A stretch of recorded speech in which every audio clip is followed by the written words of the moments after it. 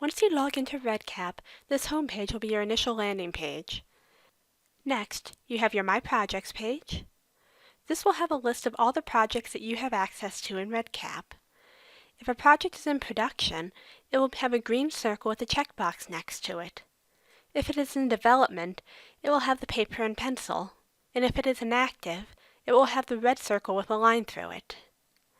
You will also see additional information about each project, including the title, the number of records within the project, the number of fields, the number and kinds of instruments, and whether the project is a classic project or if it's in a longitudinal format. The Training Resources tab has a number of videos put out by Vanderbilt University on how to use REDCap. The reason that we have you do our training videos instead of these REDCap ones is because our training videos are a little bit more up to date, and because we're able to discuss institutional policies and procedures. If you ever want to review these training videos after you've completed this tutorial, you can go to the REDCap info site. There, you'll find the tutorial videos. You can go to the video you want, and they're timestamped, so you can jump to the appropriate topic. REDCap also has a Help and FAQ page. This page is kept up by one of the groups in the REDCap consortium. It can be a great resource for you if you just need to double-check quickly how something's done. When you open up a project, this project setup page will be your landing page while the project is still in development. Once the project has been moved to production, your landing page will become the project homepage. You can tell if a project is in development or production by looking at the project status on the left-hand menu. Regardless of the project status, to add a new record, you're going to go to Add Edit Records under Data Collection on the left-hand menu. Here, you can jump to a record, either by selecting an incomplete or a complete record. When you select a record, you will open up to the first form in that record. Over on the left-hand menu, you can see the record ID for the record that you're in, and a list of all the forms that are associated with that record. You will also be able to see the completion status for those forms. If I click on another form in the project, I will jump to that form. If I want to add a new record, I will go to the Add Edit Records and select Add New Record. Now I can begin data entry. Most of the data entry process is very straightforward. For these text fields, you'll simply click and type in the text. This field is a date field. There is a note that I need to enter the date in year, month, day format. The required format is shown to the side of the field. This field also includes a field note underneath the data entry area to remind me about the formatting. If I try to enter the date in another format, it will just auto-format it for me. If I entered it too far off, however, it might not accept the answer at all. You can also enter in the date by clicking on the Calendar button and selecting the date from there. If the date is simply today's date, you can click on the Today button. When entering data in REDCap, it is very important that you don't use Enter to move between fields. Instead, use the Tab button. Using Enter will kick you out back to the Add Edit Records page. This field has been validated as a number. If I try to enter a non-numerical answer, I'll get a pop-up telling me that the value I provided isn't a number, and it'll tell me to try again.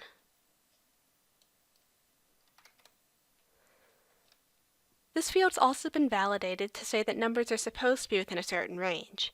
If I enter a number outside of that range, I'll get another pop-up to let me know I need to double-check the number.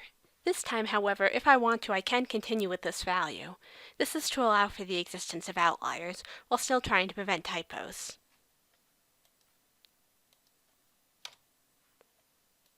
There are 3 kinds of multiple choice questions in REDCap.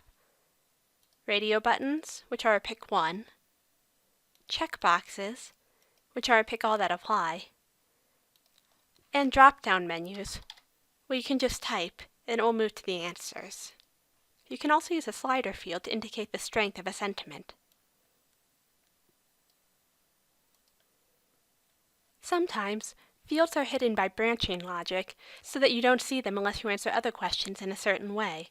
For example, if I click Yes, indicating I do like the picture, nothing happens. However, if I click No, in this example, the field that was hidden by branching logic is also prompting me to upload a document. I can do that by clicking on the Upload Document, and then searching for the file I want and clicking Upload Document. When I get to the bottom of the form, I will be asked to indicate the record status. Record statuses can be incomplete, unverified, or complete. Incomplete means that someone will need to come back to this record later on to finish entering information. Unverified means that someone's going to have to come back and double check that the information was entered in correctly. Complete means that all the data has been entered in and no one needs to come back to it. There are also 3 save options. Save Record will save this record and take you back to the Add Edit Records page. Save and Continue will save the record and keep you on this form so that you can choose what to do next. Save and Go to Next Form will save this record and move you to the next form within this record. This is what you would use if you were entering in all of the information for one record. It's very important to note that your data is not saved as you are entering it in REDCap. It is not saved until you actually click on one of those save buttons.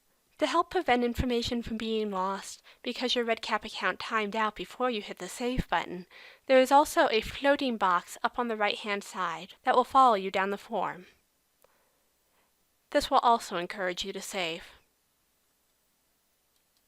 The next kind of REDCap field you may encounter is a matrix field.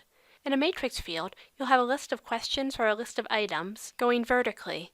The answer choices will be given horizontally with only one set of labels for all of the questions.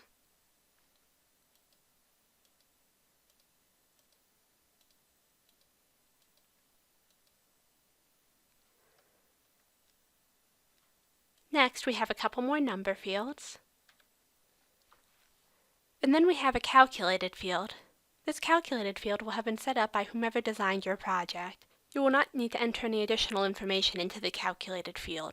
However, it is very important to note that that calculation is not actually saved to your data until you hit the Save button. It shows up on the screen because of the JavaScript, but it's not actually sent to the server until the entire record is saved.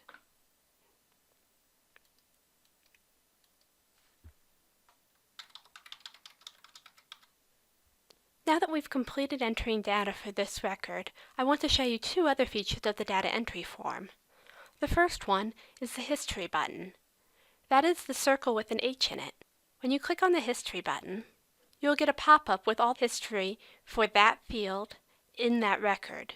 It will tell you every change that has been made in that record, who made it, when they made it, and exactly what it was. The other useful tool in a data entry form is the Field Comment button. That's the little speech bubble located in every field. Clicking on it will take you to the Field Comment log. There, you can list your comments on why you put the information that you did in a field, or you can make a note of any questions that you had, or maybe why you left a field blank. This can be a very useful way of communicating with your project manager, especially if you aren't going to actually be working together very often.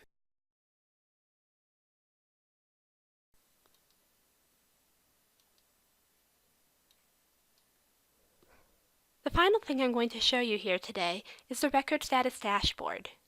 This can be found under Data Collection on the left-hand menu. On the Record Status Dashboard, you will see a list of all of the records for this project.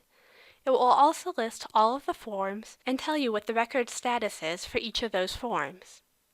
A red dot indicates that the form is incomplete for that record. A yellow dot indicates that it is unverified for that record, and a green dot means that it is complete for that record. It is also possible to jump to a specific form in a specific record by simply clicking on the dot.